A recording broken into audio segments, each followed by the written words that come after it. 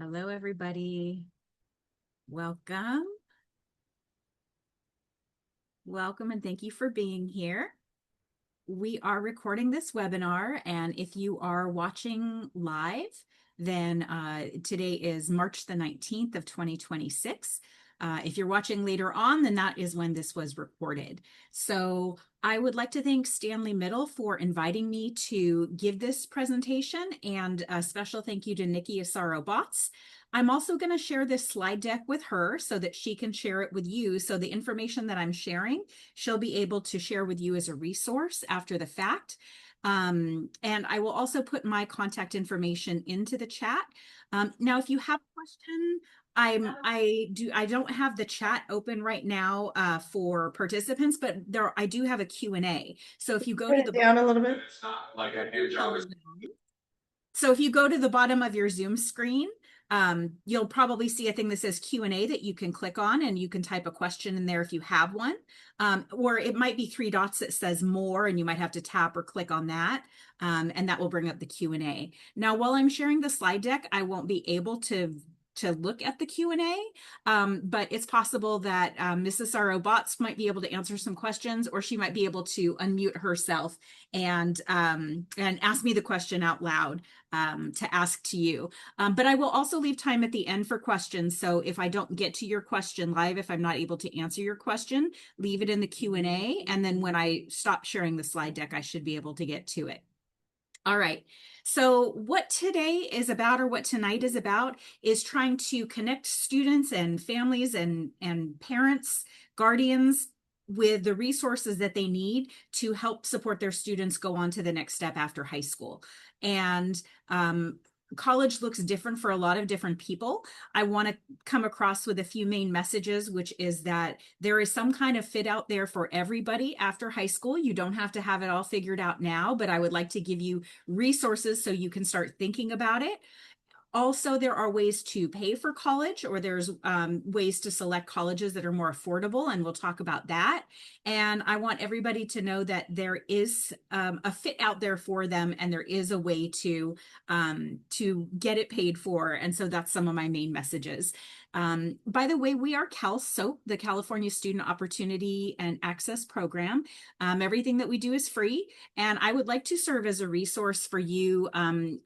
If you ever have any questions, you probably already have my email address, but I'm putting it into the chat anyway, so that if you have questions after this webinar and you want to ask me maybe about a specific question that applies to your student or your family, you're welcome to ask me, and I will try to find out the answer if I don't know it. I want to give a couple other kind of hot tips before we start, because a lot of this is, me talking, and so I want to give you a few resources. If anyone is on social media, like on TikTok or Instagram, there's someone I follow. His name is Harlan Cohen, and he's a private college advisor. I don't work with him. I don't know him, but he gives tons of free advice. And I'm sure you could hire him as well, but he gives great advice on the whole college going process for everyone from middle school to high school to college to parents. And so he has some great information. And then I just want to make sure you also have, as a lot of parents are nervous about, how am I going to pay for college, or how much financial aid would we qualify for? So I put a link in the chat right now before we even start. It's the Federal Student Aid Estimator. So what you could do is, it's not filling out a financial aid form. In fact, you can put all fake information in there if you want to, but the estimator asks a few questions about like your family size and income. And again, you don't have to put real information. You're not filling out a real form. It's just an estimator tool, but you could find out what would our possible student aid index be, or how much federal aid, if any, would we qualify for? Would we maybe qualify for grants or only loans, that kind of thing? So a lot of people want a tool like that to get started right now, to give them a realistic idea of what to expect in the future. And I will get to that in the slide deck, but I just wanted to share that beforehand. All right. I'm going to go ahead and start sharing my slide deck. And again, I'm going to share this with Mrs. Sarah Bots so that she can share it with you after the fact, and all the resources. And also my email is there. So if you want to email me directly with anything, please feel free to do that. Okay, let us get started.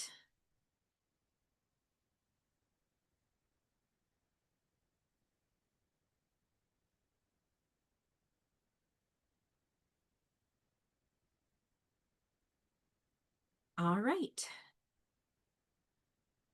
Okay, so as I mentioned, I'm here from CalSoap San Diego. We're part of the California Student Aid Commission, and we are the San Diego and Imperial Counties Consortium. We are on X, we are on Facebook, we are on Instagram, and we also have our website. So please feel free to follow us or to check out our website for resources and information.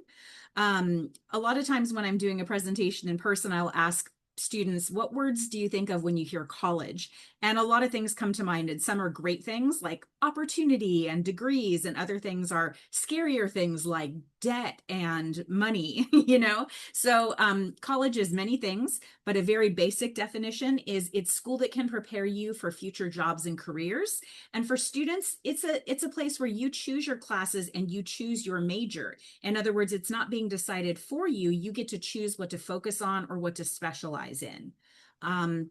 So speaking of a major, in case you haven't heard of one, that's the subject in which you're going to be taking the most college classes while you work on an undergraduate degree. Now, can you major in anything you want? Can you make up a major? You can at some colleges, but these are some examples of some common or some popular majors like engineering or business or computer science, history, the arts, education, things like that. Those are all examples of majors. Now, you actually don't have to finalize your decision on a major until somewhere close to your like junior year of college, actually. So even if you go in with one major, it's possible to change it, and many people do change their majors.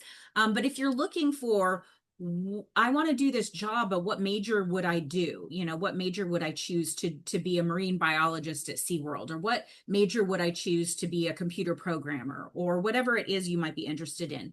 If you go to mymajors.com, it's a good resource that kind of lets you link careers to majors. And then more importantly, it lets you see which colleges offer which majors. So if you are interested in crime scene investigation, then you need to find a college that has forensic science as a major, or a field of study, things like that. So I recommend mymajors.com. It's a great resource.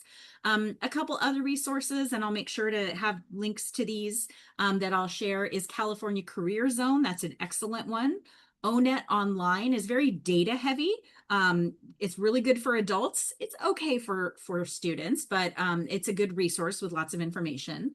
If you're interested in working in San Diego specifically, the San Diego Workforce Partnership is a great resource. Also, Big Future has a career section. And also, we love the Explore Health Careers website that is managed by CSU San Marcos. They have some great health programs available there.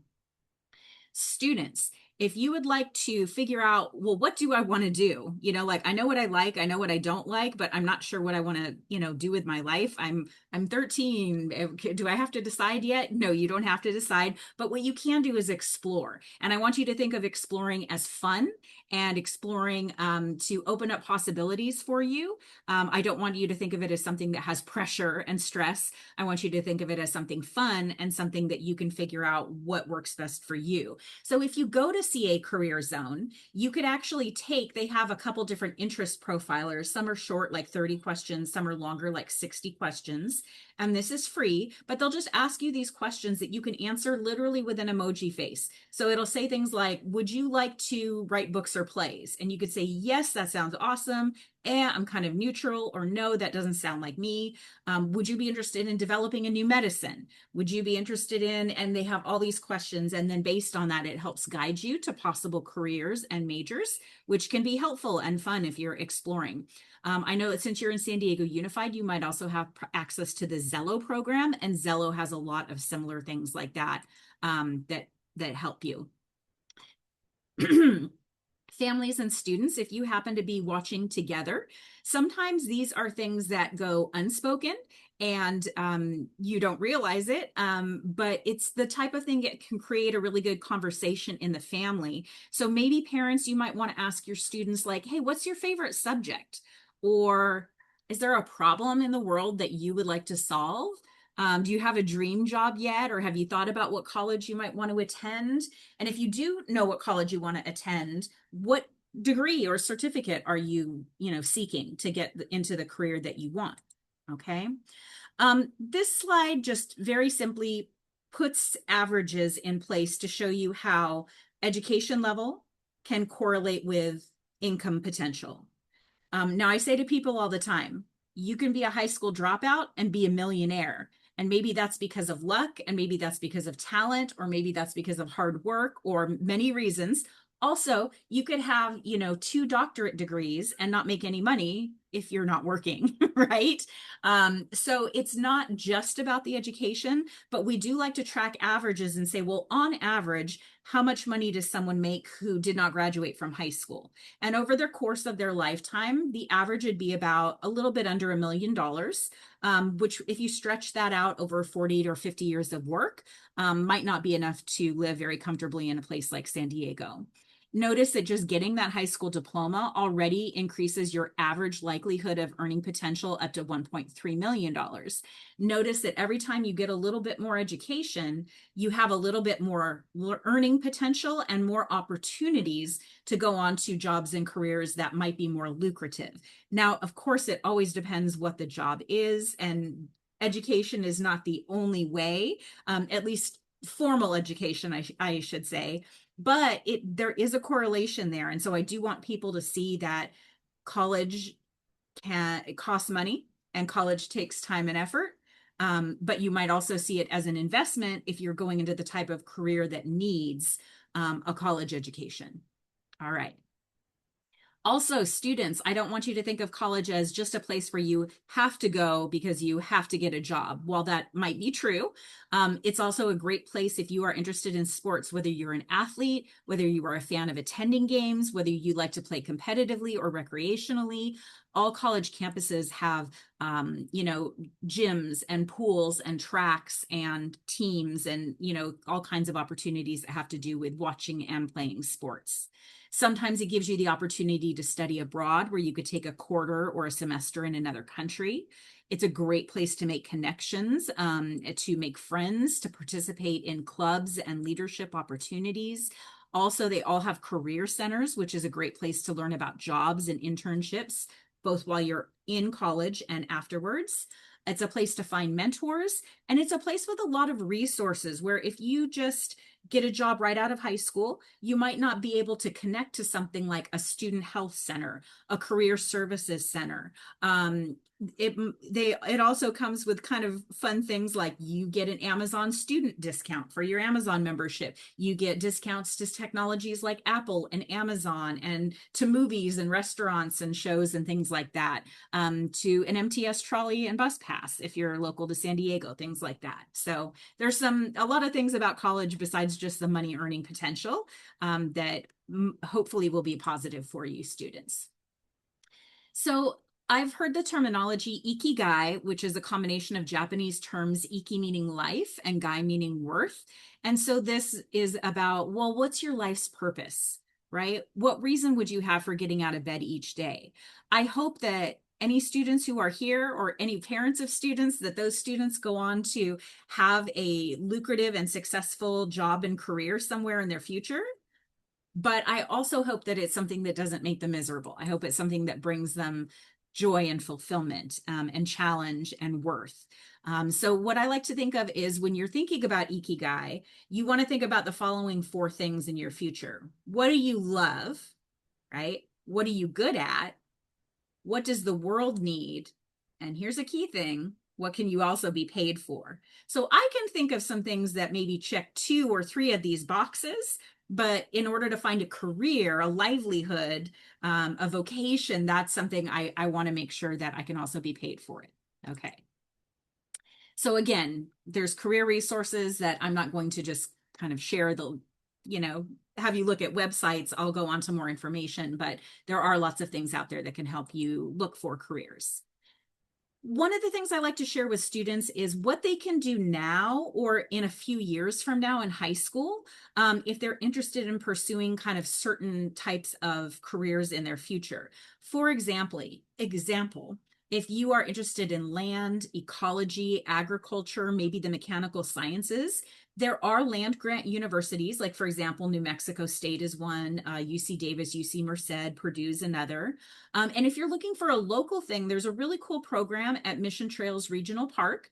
It is for high school students, and I know you're not there yet, but hopefully soon. They have a couple times a year where you can be what's called an eco ambassador. It's free. You apply, and you're with other high school students, and you're learning about like ecology, the environment.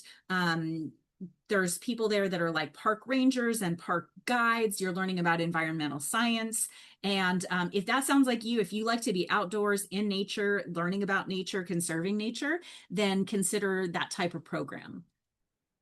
Another thing that I hear students talk about a lot is that they are interested in being a professional athlete. And I tell people that is awesome. There are some athlete like sports that you can go right into professional right out of high school. If you're extremely talented and you get recruited, that's awesome. There are some sports where you do have to play at least a year of college sport, that sport, before you can start professionally. If you're considering going to college and the main reason is because you want to play sports for that college, then I would also say don't go just to go. Consider a major that relates to your interests, something like sports management that they have, like, for example, at San Diego State University, exercise science, sports psychology, kinesiology, marketing, business, nutrition sciences. Those are the type of things that maybe align with you wanting a career as a professional athlete. The other thing you want to do is talk to coaches. You need to be on some kind of a team to get experience, whether that's your school team, a rec team, a travel team. Experience in that sport is very important. And I also say if you're going for example, you want to play like Division I NCAA, or you want to go to a school that has that, or Division II or III, check out the NCAA website. That's the National Clearinghouse, or NAIA is the other one, depending on where in the country you want to go. But those are some good resources to look at to find out, what grade do I have to be in before I can talk to a coach at a college or be recruited? What are the odds that I would be able to be a professional athlete? Am I likely to make it? So moving on. Okay, if you are interested in forensic science and criminology, now, I know this will take, again, you might have to wait a couple years, but in San Diego, we are lucky to actually have an FBI San Diego office here in our county. So they have something called the FBI Teen Academy. It's a one-day free program that they do every summer. It's usually in July. You usually have to apply in the spring, and it's for high school juniors and seniors. I would definitely encourage you to apply for that if this sounds like you. And regardless of whether or not this opportunity is a fit for you, I would tell you, look at colleges that have majors like criminology, forensic science, forensic psychology, administration of justice. Those are the types of things you might want to study in college if you're interested in that. What if you are a business person? You're like, I want to be an entrepreneur. I want to be in business or own a business, run a business. I definitely recommend that you consider colleges with programs like business administration, economics, finance, marketing. Those are the types of things that would really be helpful for that type of career. You also have to learn to pivot. Remember that you might be preparing for jobs that don't exist yet, to be ready to learn new skills and to be flexible. You also might want to apply to work or intern for a local business. Maybe you know someone who runs or owns a business, kind of learn the ropes that way. And we're also, we have in San Diego and other counties as well, the Junior Achievement program. Junior Achievement of San Diego, they have programs like BizTown, the Stock Market Challenge, the Student Company of the Year, the Junior Achievement Fellows. And if you're really interested in business, then I recommend that you hook up with the Junior Achievement of San Diego County. They're a good resource for starting to learn about those types of things now. Okay, what if you're interested in being a lawyer or a judge? If this sounds like you, these are a couple points of recommendation from me. I would say consider joining a speech and debate club. Consider joining, San Diego County has what's called mock trial. It's at sdmocktrial.org is the website where you can find out more. But they actually put on mock court cases where people get to play the lawyers, the jury, the judge, everything that goes on in an actual court case, so you can see what it's like.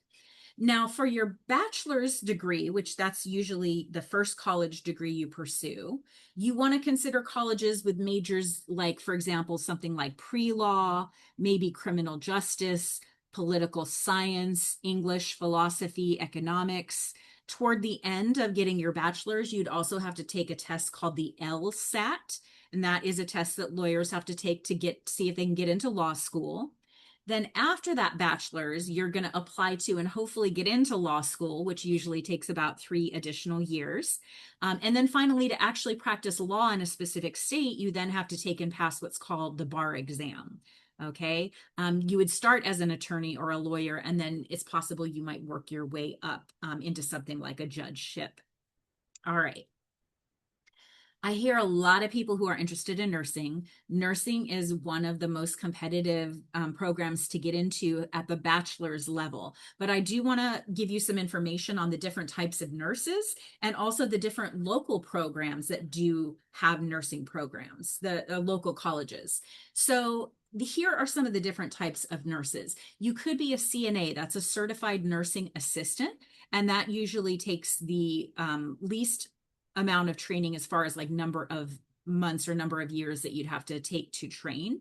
You could get an associate's degree in nursing, which would probably take about 2 years if you were going full time in school. You could get a bachelor's of science in nursing. You could then take a test to become a registered nurse. Along with your Bachelor of Science in Nursing. You could be an LVN, a licensed vocational nurse, a nurse administrator. I do recommend to people interested in this field to volunteer at a local hospital or clinic. And then when you're applying to a program to earn the degree that you want, these are some of the local programs. So we have CSU San Marcos, they have a nursing program. San Diego State University does as well. The University of San Diego, which is a private college, as is National University. If you're looking for something at the community college level, you want to look at Grossmont College, Miracosta College, or San Diego City College. These are ones that are either public or private and nonprofit. You'll also notice that there are some vocational nursing schools, like for example, Pima Medical Institute. So it's a private for-profit business, but it also has a college model. So again, to become a registered nurse, you do have to take the nursing licensure exam. And then if you want to go past a bachelor's degree in nursing, you can go on to be a nurse practitioner, a certified registered nurse anesthetist, to get a master's in nursing, to teach nursing, that type of thing. All right. I can't go into every single, career there is, but those are just some examples of some things you can do now. I do want to talk about a few acronyms that we use a lot when we're talking about college admissions. One is GPA, another is AP, and another is A through G. So GPA, of course, is your grade point average. It's on a 0 to 4 scale for most schools, 0 being the lowest, 4 being the highest, like 4 would be straight A's. However, once you get into high school and you can take AP courses or college courses, they can give you an extra bump in your GPA. So if you get an A, B, or C in a college course or an AP course, instead of just 4 points for an A, you're getting 5 points for an A. Instead of just 3 points for a B, you're getting 4 points for a B. That's how people get above a 4.0. And sometimes they're looking to do that to gain admission to more competitive university. So AP are advanced placement classes. There's kind of two parts to that. There's the class that you take that you earn regular grades from, like any other class, but the grade can earn you an extra bump in your GPA. But also there's a test you can take. It's only offered once a year every May. Really only literally one day a year. That's it. There's not like really makeups for this exam.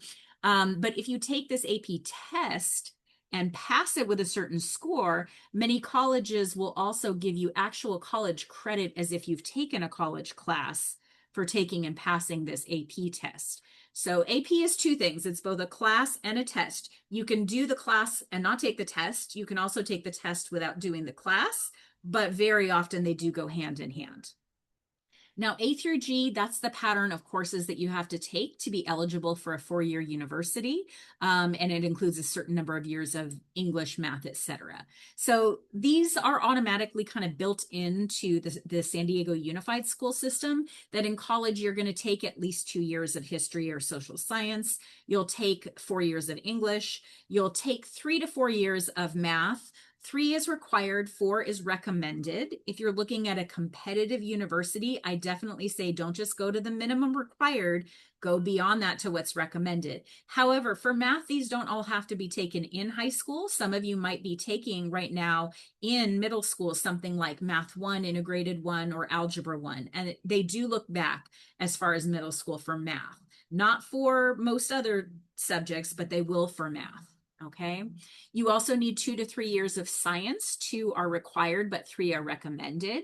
2 to 3 years of a language other than English, and both years must be in the same language. And this is the other subject where they will look back to middle school. So say, for example, you're taking Spanish 1, 2 now, that would count. And then maybe you'd go on and take Spanish 3, 4 in high school. Okay. A year of visual performing arts and a year of an elective. Okay, so when we're talking about GPA and colleges are deciding if it's a college that doesn't just let everybody in, where they have more applicants than spots and they have to be selective, one of the things they're using to make that decision is GPA, or grade point average. And what kind they use varies from college to college. Some colleges might be looking at what we call a weighted GPA, where they give you extra points for AP classes or college classes. Some might be unweighted, where they say, no, it's a 4.0 scale and 4.0 is the maximum we'll take. Since a lot of people in California are applying to University of California, like UCSD, or maybe to a CSU like San Diego State, Cal State San Marcos, Cal Poly San Luis Obispo, this is the GPA they're going to use when they're evaluating students. The GPA they look at is based only on classes that the student takes in grades 10 and 11. Okay. It is weighted, so they do get those extra points for approved honors and AP classes up to a certain cap. It does not include PE, so I'm sorry, but even if you got an A in PE, that's awesome, but it doesn't help your college going GPA. It's based only on those A through G courses that I talked about. So it wouldn't be based on like library aid or study hall or something like that. And for a competitive university, D's and F's in any year or any class can disqualify you. So keep that in mind. They are really looking for A's, B's, and C's if it's a competitive university, selective. All right, let's talk about time. A lot of times when I say, how long does a college degree take? And people will say 4 years, right? Well, that's true of some people getting a bachelor's degree who are going full time, but that's not everybody's situation. Different people are going for different degrees. Some people are going part-time or full-time. Some people are taking a gap year. Some people might be working as they go to school. And some people are, wanting an associate's degree. Others are looking for a bachelor's. Others are going beyond a bachelor's to graduate school. So it really depends. College doesn't have a certain required number of months or years. What it has is a required number of units. All right. And units can depend. Sometimes you might take 4 or 6 or 12, are you on a quarter or semester system? Are you taking summer classes? So all of this can affect the typical time that it would take you to earn that certificate or degree. If you wanted to, say you wanted to get into automotive repair, okay, or maybe you want to be an administrative assistant in an office, usually you could do that in probably 1 to 2 years at a vocational school or a community college. What if you wanted to be a dental hygienist? Maybe not like a full-on doctor of dental medicine, but a dental hygienist. Same goes with paralegal. Maybe you don't want to become a lawyer, or you don't have enough time or money to go all the way and become an attorney, but you want to work with attorneys, and so you want to become a paralegal. Or maybe you want to work in accounting. A lot of times those types of careers you could get the training you need in about 2 years of being a full-time student, say like at a community college. And that's how long that might take if you were going full-time. If you were taking classes full time and going for a bachelor's degree, the average is about 4 years. Keep in mind, it might be longer if you change your major a lot of times. It might be longer for certain majors. It might be longer if you go part-time or take breaks, things like that. So sometimes it might take a little longer than 4 years. It might be like 4 years and a semester, or 5 years, or 4 years and a quarter. Is it possible to get it in even less than 4 years? It is possible, especially if you're taking maximum classes and summer school, but that's really pushing hard. Okay, so once you get your undergraduate degree, often called your bachelor's degree, you might be interested in a career where you still have to get more training after that. So for example, if you wanted to be a school counselor, if you wanted to be a school teacher, like to teach in a K through 12 district, if you wanted to be a physical or occupational therapist, you need to apply for a specific program that offers a certificate after the bachelor's degree. So usually you can't skip the bachelor's and go right to the graduate. Usually you have to get a bachelor's and then you can apply for this graduate program. How long they take really depends on the program. It might be a year, it might be 2 or 3 years. Okay. What if you want to be a lawyer? Okay, well, as we said before, after getting your bachelor's, you'd have to apply to law school, take the LSAT, and then if you were in law school full time, it would probably take another 3 years. What job probably takes the most education, formal education of any job would probably be to be some type of doctor. So if you are a medical doctor, an MD, that would include like a surgeon, an oncologist, a pediatrician. If you wanted to be a veterinarian, a doctor of dental science, or maybe a pharmacist or a doctor of dental medicine, medical school is another 4 years after the bachelor's. Then you have your additional years of internship and residency. So that one can take probably, I would say, 11 years after high school to become an MD or a vet. Okay. I do want to mention that if your goal is a bachelor's degree, that there's more than one way to get it.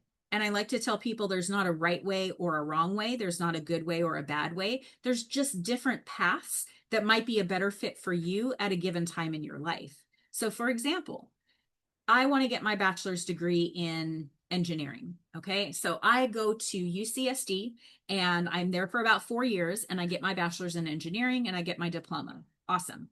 Another option that I have is to start and do my first 2 years, my freshman and sophomore year of college at a community college, like say, let's take a local college like San Diego City College or San Diego Mesa College. And then I applied to transfer and finish my junior and senior year at UCSD, also in engineering, and I end up with the same degree at the end. So it took me about the same amount of time, and I have the same degree at the end. And my diplomas both say UCSD. So what would be, kind of like the plus or minus either way? I tell people sometimes the pluses at a 4-year university would be if you want to live on campus. Universities have dorms. And for some students, especially if they're going away to college, it's really important to them to live on campus and have that experience and that convenience. For some people, they want to be at the same school for 4 years. They don't want to like do 2 years and then apply and then do another 2 years somewhere else and kind of start over with friends and classes and a campus. So those might be some reasons to go right to a university.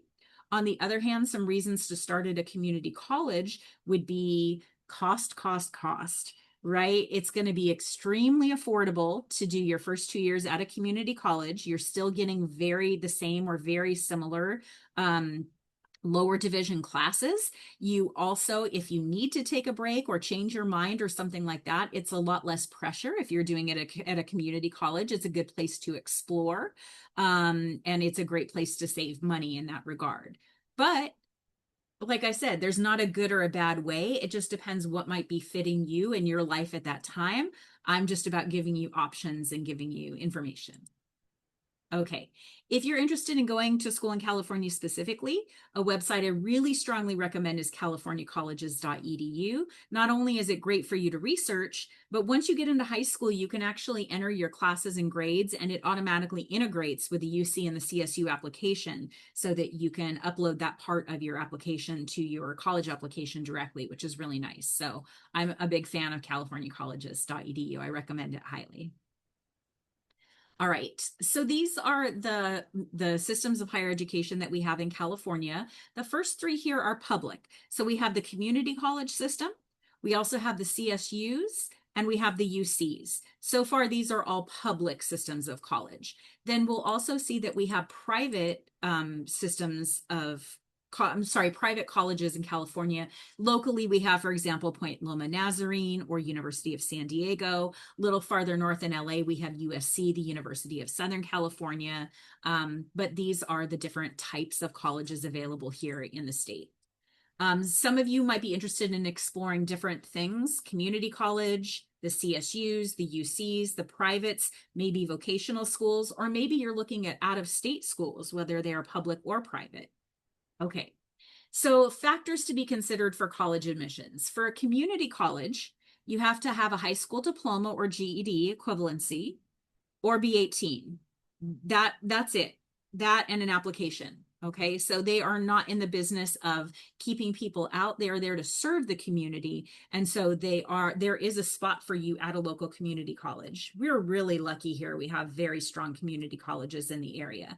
Now, if you want to go right to a four-year university out of high school and be a freshman at a university right away, they are going to probably be more selective, more competitive. They're going to be looking at things like your GPA. They're going to be looking at the classes you took and checking for APs. They're going to be looking and seeing tests that you took, like an AP test. Some universities even consider additional factors like, did you take the SAT and what score did you get? Not the California public colleges, but some of the like Ivy Leagues and really competitive ones are still looking at SAT. Extracurricular activities, community service or leadership, sports involvement. You might have to write some personal insight questions or a personal statement or some type of essay. So it depends what type of college you're going to.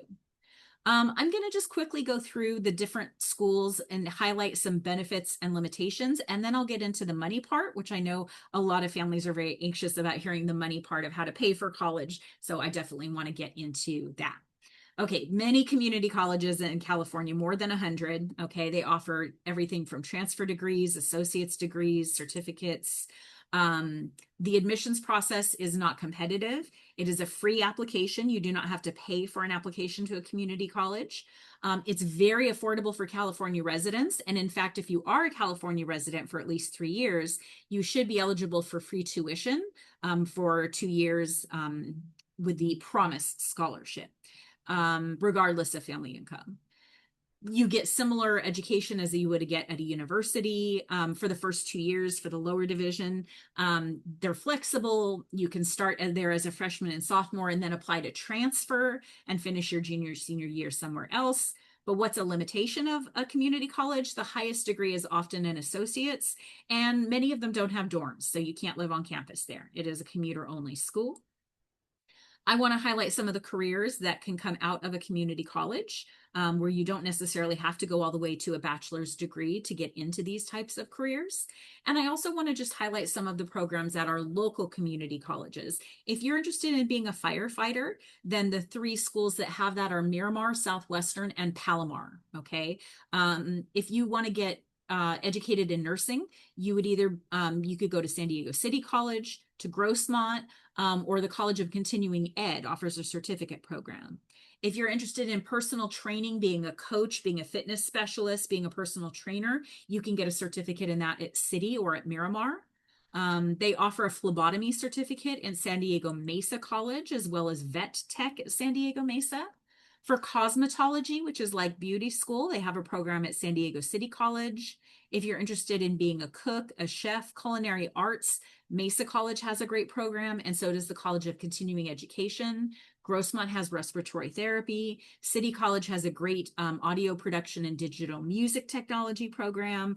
And although I said mostly you could only go to an associate's degree, there are a few bachelors specifically you can get locally at these community colleges. So if you are planning to study cyber defense and analysis, you could actually get a bachelor's in that at San Diego City College. I guarantee that will be the least expensive bachelor's you could possibly get. A lot of bang for your money. San Diego Mesa College offers a bachelor's in health information management, and San Diego Miramar College offers a bachelor's in public safety management.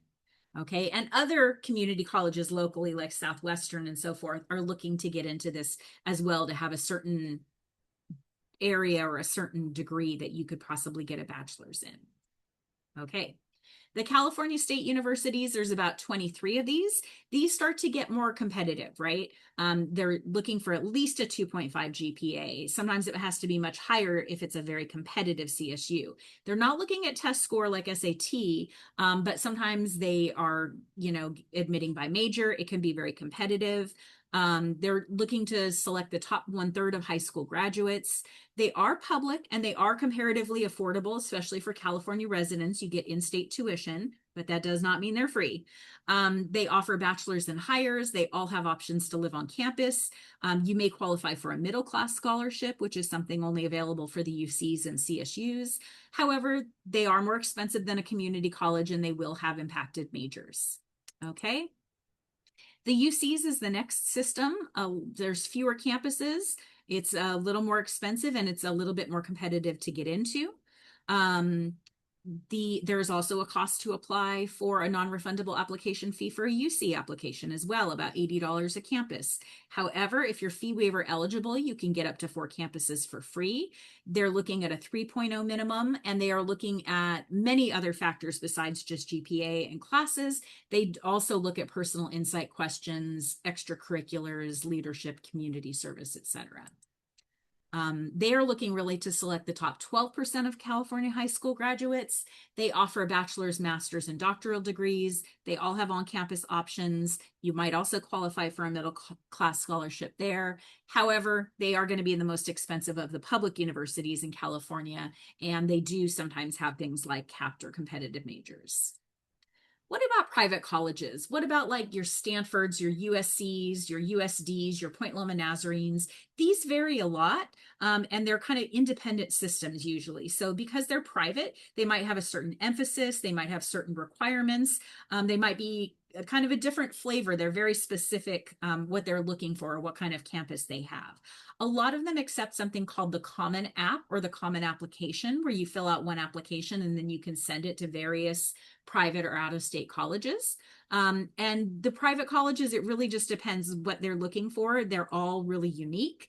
One thing that's nice is they don't charge out-of-state tuition. It's the same for every student typically because they're not public.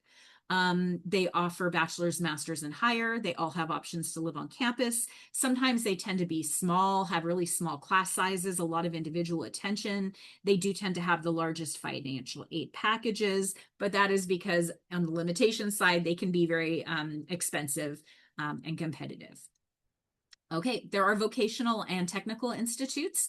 I'll give you some examples of some local ones like Pima Medical Institute, the Paul Mitchell School, Concord Career University. Keep in mind that these usually have like a rolling admissions. They're not usually requiring a certain GPA or test score, but a lot of times these also cannot be used to transfer to a bachelor's degree. And it just varies widely. You want to just research them. Some of the plus sides here is that admission is not competitive. You can often start at any time of year instead of just fall semester or spring semester. Sometimes they're tailored to be flexible. They can have really good job placement. However, they can be pricey. You might find the same program offered for much less at a community college. And even if they're saying this is an associate degree, be careful if you're trying to use it to transfer. It may or may not transfer. And I do tell people a little caveat: if it's a for-profit college, remember, for-profit means it's a business. And if they're a business, they can go out of business. And that happens not uncommonly. So in San Diego, that happened to the Art Institute, that happened to Brightwood College, Coleman University, ITT Tech. They all just kind of closed their doors in the middle of the school year because they did not have the funding to stay open. So that's the difference between for-profit and nonprofit. Okay, out-of-state colleges, there's just like, hundreds to choose from. If you're looking at someplace in the West or the Southwest, do look into something called WUE, W-U-E. It's Western University Exchange. And it's certain out-of-state public schools will offer,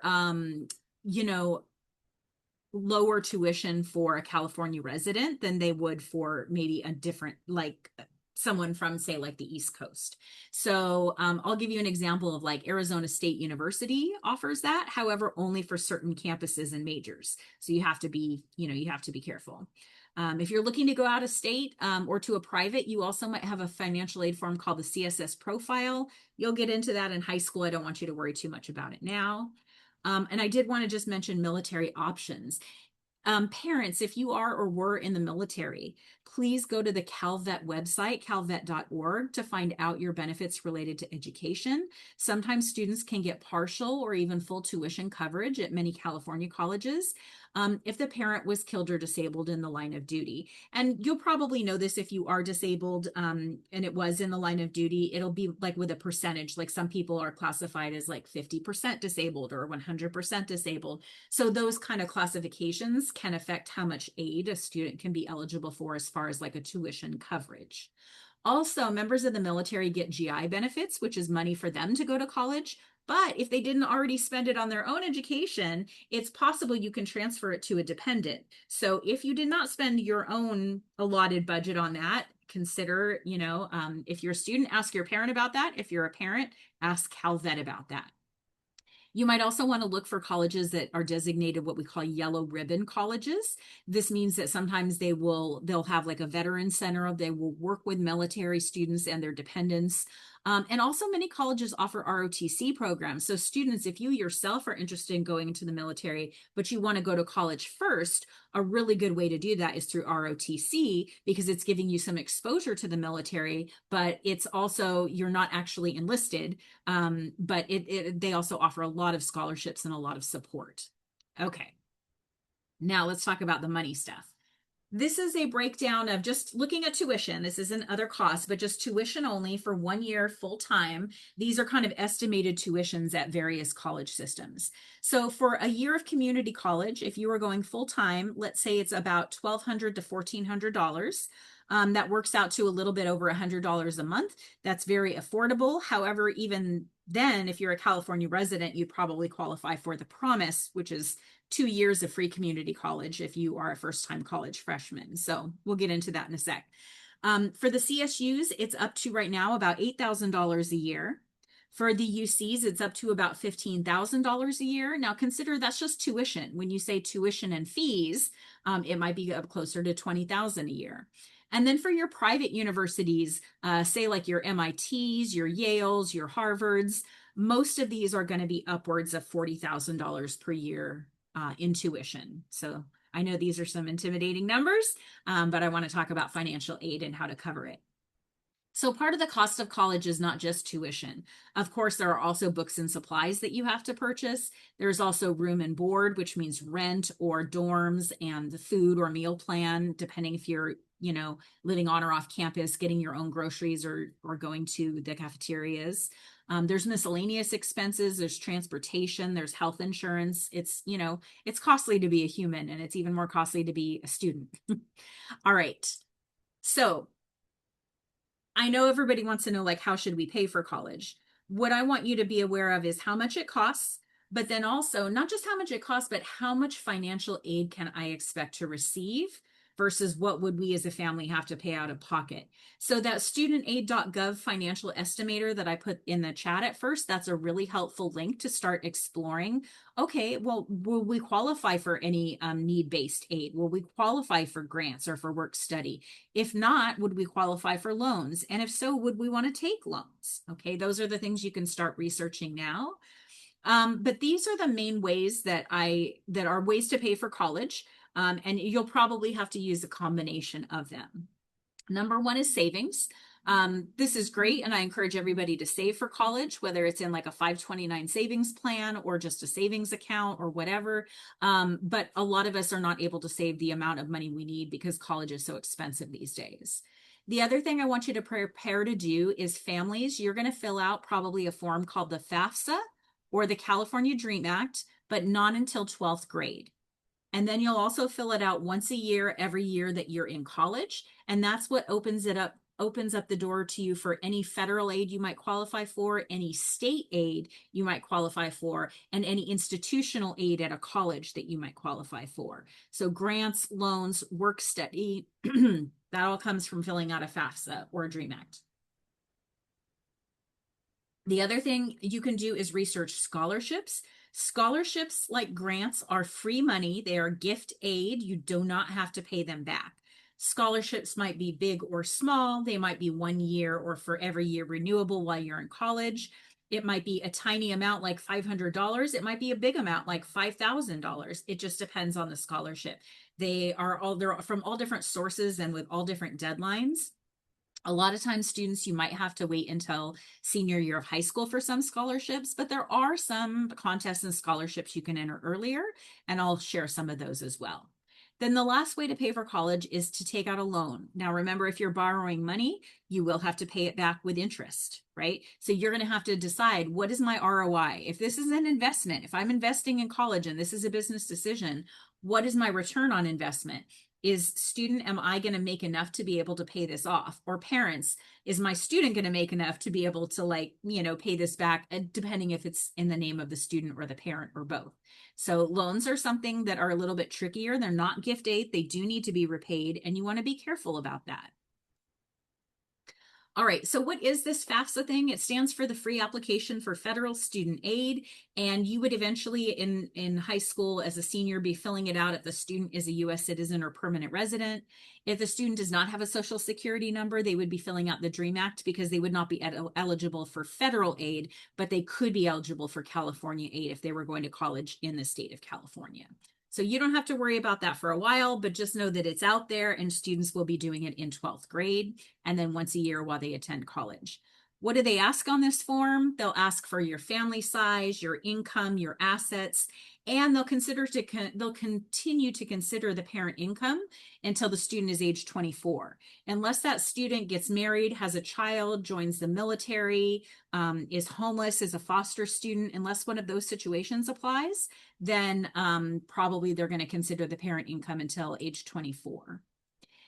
Now, usually when you apply to college and get in, you'll be sent a financial aid package after you filled out your FAFSA or your DREAM Act, and it will bundle many things together. It'll tell you if you qualify for any federal aid, like any Pell Grants, any work study, any loans.